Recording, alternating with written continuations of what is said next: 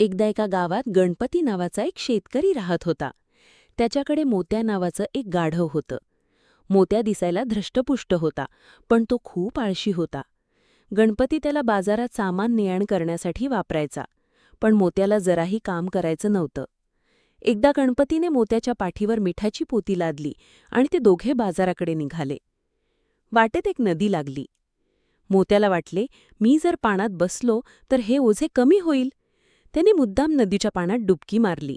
मीठ पाण्यात विरघळले आणि ओझे खरोखरच हलके झाले. मोत्याला खूप आनंद झाला. दुसऱ्या दिवशी गणपतीने मोत्याच्या पाठीवर कापसाची पोती लादली. नदीजवळ येताच मोत्याने कालच्यासारखेच पाण्यात डुबकी मारली. पण यावेळी उलटेच झाले. पाणी लागल्यामुळे कापूस जड झाला आणि मोत्याला ते ओझे जास्त वाटू लागले. त्याला आपली चूक कळाली.